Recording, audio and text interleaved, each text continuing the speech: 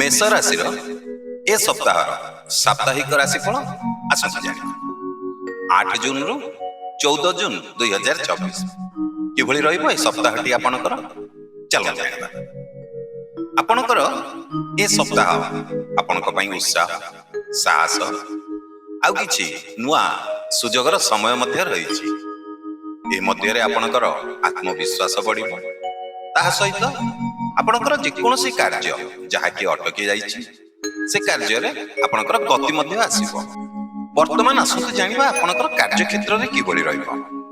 आपणकर कार्य क्षेत्र रे आपणकर परिश्रमर फल आपनको निश्चित भलो मिलिबो। आ आपण जे आपणकर उच्च अधिकारी अछंती तांकर समर्थन मध्य पाइबे।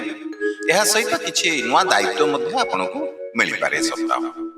आउ आर्थिक दिगरे आपणकर लाभर संभावना मध्य रहिछि। आउ जे कोनोसी पुराना धन जहा कि आपण फेरि पाइ पारन, किंतु आपणकर अनावश्यक खर्च जहा कि आपणक पई बढ़िबो। एहा सहित आपण टिके ऋण देबारे टिके सावधान रुहंतु। वर्तमान जानिबा पारिवारिक विषय जेमति कि परिवार रे आपणक जीवन खुशीमय रहिबो, भल परिवेश रहिबो। आ घरे आपणकर शुभ कार्यर चर्चा मध्य हबो। आ बड़ मानकर आशीर्वाद मध्य आपनको मिलिबो। वर्तमान चलन जानिबा प्रेम जीवन विषय रे आपणकर रोमांटिक माहौल रहिबो। आ साथीक सहित आपण भल समय मध्य ए सप्ताह काटिबे। एहा सहित आपणकर भल बुझामणा माने रहिबो। जहा पुराना मतभेद थिबो ताहा मध्य दूर होई पारे। छात्र छात्री माने ए सप्ताह पाठ पढ़ारे भल ध्यान देई पारिबे। आउ प्रतियोगितामूलक परीक्षा मध्य तांकर भल समय रही। स्वास्थ्य ए सप्ताह आपणक पई साधारणतः रहिबो, माने भल रहिबो, किंतु अधिक राग किंबा चिंता आपनको टिके नियंत्रण करबाको पड़िबो। आउ नियमित टिके व्यायाम आउ योग करंतु, आपणक पई लाभदायक रहिबो। यात्रा जदि करूचंती ए सप्ताह रे आपनको टिके सावधान रहिबाको पड़िबो। काहे कि ना आपणकर कार्य संबंधी यात्रा रु आपनको लाभ मध्य मिलिबो एवं नुआ लोकंक सह परिचय मध्य आपणकर यात्रा समय रे हेई पारे। आउ व्यवसायी माने नुआ सुजोग मध्य पाई पारंती। जे कोनोसी पुराना योजना आपणकर सफल मध्य रहिछि, एहा लाभ मध्य बढ़िबो। आउ सप्ताह शेष रे आपणकर मन रे उत्साह संतोष आउ नुआ आशार मध्य अनुभूति हबो। जदि आपण ए पर्यंत वीडियोटी देखुचंती हेले हम वीडियो को लाइक करि ना देरी काई करचंती।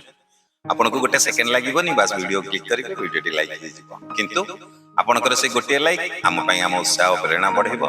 एमती प्रत्येक दिन आपण मानक पई नुआ नुआ वीडियो बनेबा ताले देरी करंतु, गोटे लाइक रे करंतु आ कमेंट रे जय जगन्नाथ लिखि दियंतु।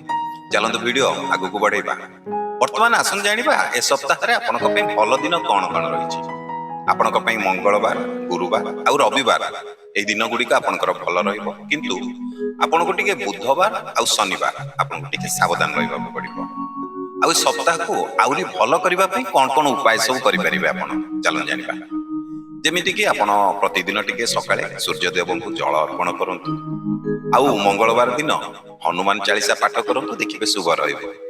निजर राग को आ माने बड़ निष्पत्ति नेबार टिके दूर रे रहंतु।